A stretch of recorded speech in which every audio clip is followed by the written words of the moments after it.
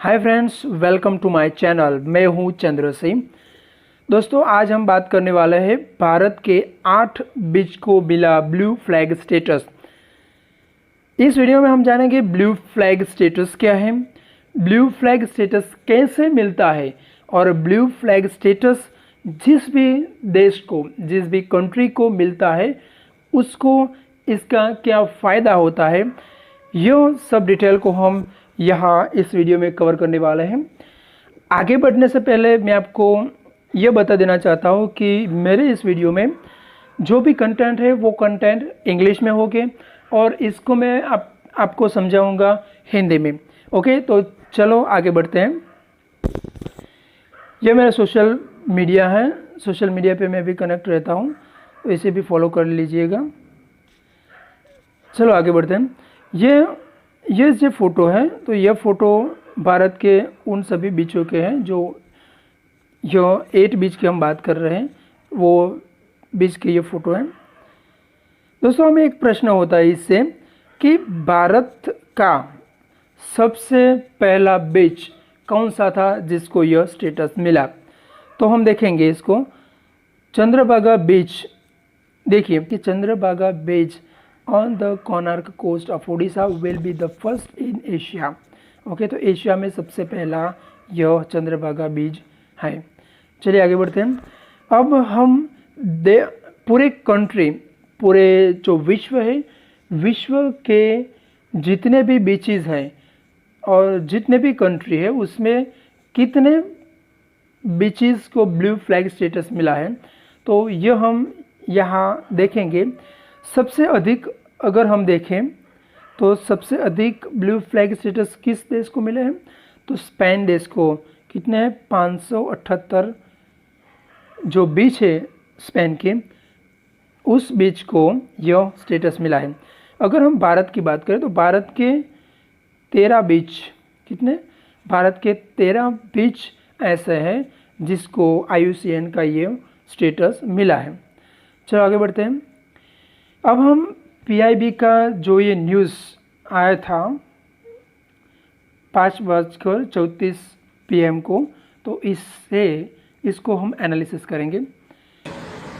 अंतर्राष्ट्रीय संस्था ने और पंचों ने भारत के 8 बीचेस, समुद्र के किनारे, उनको ब्लू फ्लैग दिया है।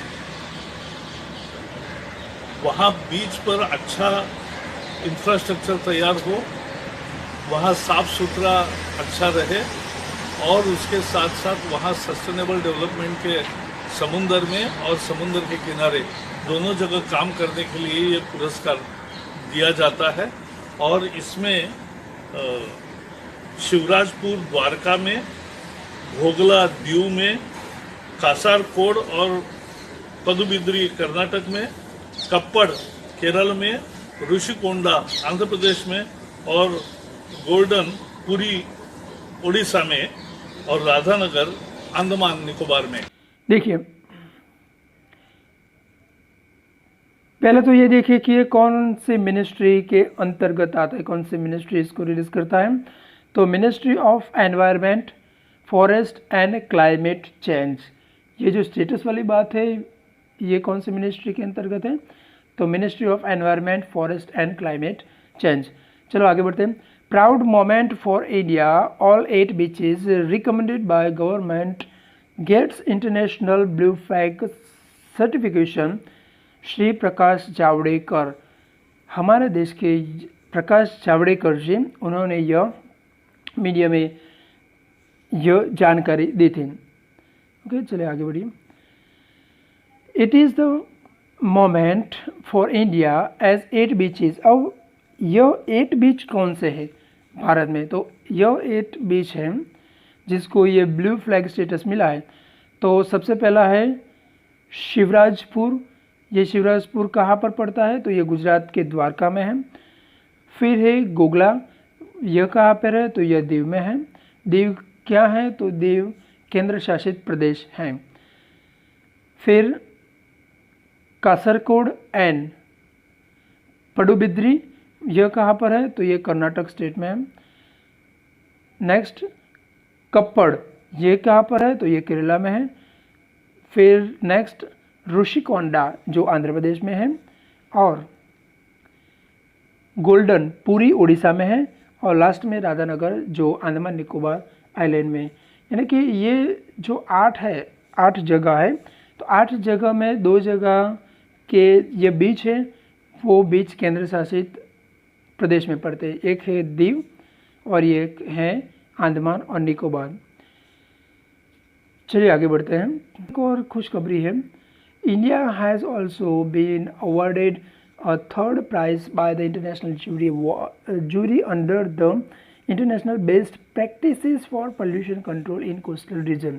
यानी कि हमारा देश जो कोस्टल एरिया है, वो कोस्टल एरिया पर प्रदूषण घटाने में बहुत अच्छा काम कर रहा है। इससे भारत को ये इंटरनेशनल बेस्ट प्रैक्टिसेस का भी अवार्ड मिला है। इसके साथ साथ आगे हम बात करते हैं, it is an outstanding fit considering that no blue flag nation has ever been awarded for 8 beaches in a single attempt।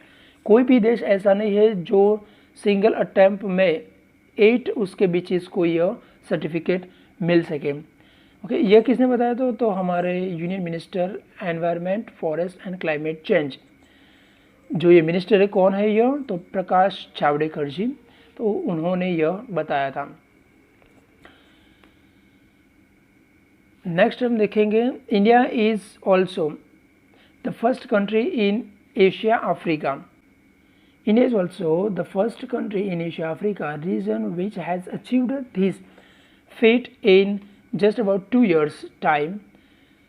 Shri Javadekar का ये स्टेटमेंट है कि हमने दो बरस में ही यह स्टेटस प्राप्त कर लिया है।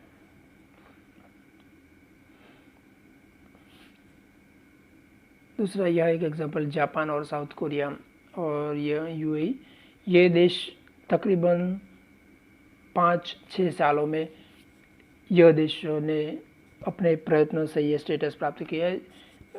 जैसे कि भारत ने सिर्फ 2018 से ये स्टार्ट किया था और 2020 में आज भारत का 13 जगह ऐसे है जिसको यह स्टेटस मिल चुका है। अब हम यह देखेंगे कि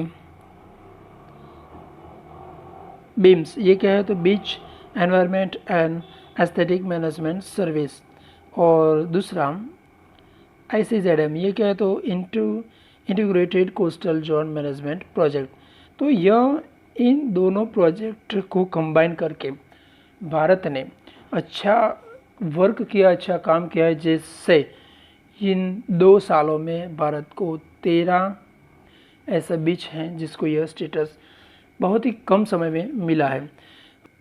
beams programs is to abate pollution in coastal waters beaches. तो ये प्रोग्राम क्या करता है, ये स्टेटस मिला तो ये क्या करता है, तो ये कोस्टल जो वाटर है, जो बीचेस है, जो सागर किनारा है हमारा, उसे प्रमोट करता है। कैसे? तो सस्टेनेबल डेवलपमेंट यानी कि सतत विकास को ये प्रमोट करता है। यह बीच पर जो फैसिलिटी होती है, facility protect conserve coastal ecosystem natural resources, encourage local authorities and stockholders to strive and maintain high standards of cleanliness, hygiene, safety, security, beachworks in accordance with coastal environment and regulation। हम बात करते हैं कि जहाँ यानी कि अब हम जो समझे तो एनवायरमेंट एजुकेशन मीन्स जो भी जगह है, जो भी यहाँ बीच है, तो यह बीच पर जो कोस्टल जोन है वहाँ की इकोसिस्टम कैसी है, यानी कि यहाँ कौन से जीव इनहेबिटेट करते हैं, तो वो फिर नेचुरल सेंसिटिव एरियाज़, यहाँ कौन सा एरिया सेंसिटिव है, तो इस सब का नॉलेज उसे होना चाहिए। मीन्स कि ये बीच का जो डेटा होता है वो डेटा में ये सब होना चाहिए, डिस्प्लेड होना चाहिए, ये सब must be displayed.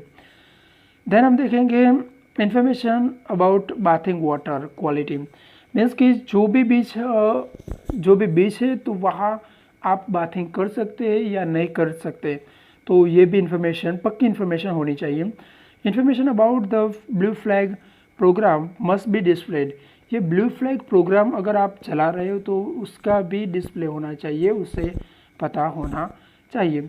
Then code of conduct for the beaches area must be displayed and the law governing beach use must be easily available to the public upon request.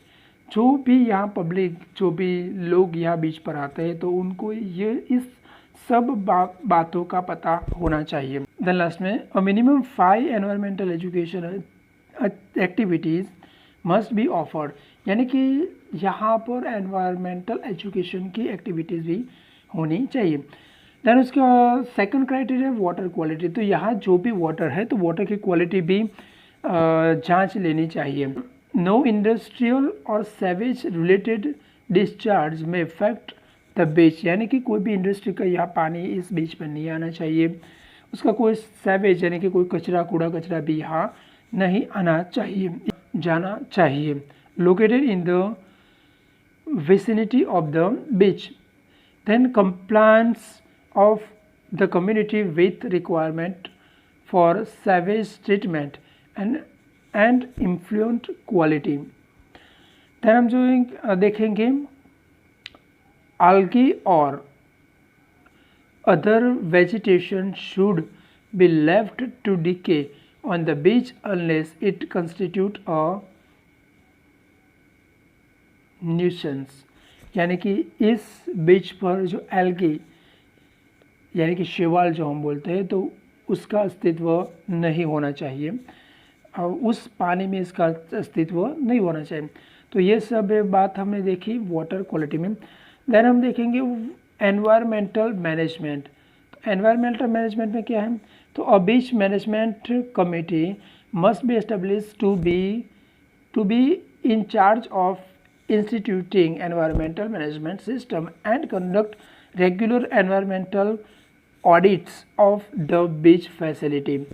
तो जो भी हमारी ये संस्था हम बनाए जाएंगी वहाँ पर जो भी बीच पर, तो वो ये सब बाबतों का ये सब जो हमने एस्पेक्ट देखे तो उसका ऑडिट रोज़ बरोज़ यानी कि समय अनुसार इसको ऑडिट करेंगे।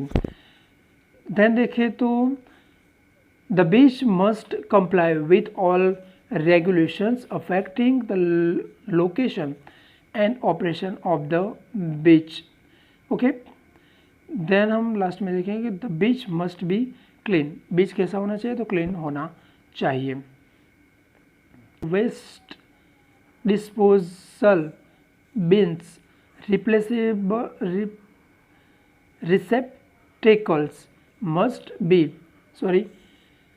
waste disposable bins receptacles must be available on by the beach in adequate numbers, regular maintained and emptied.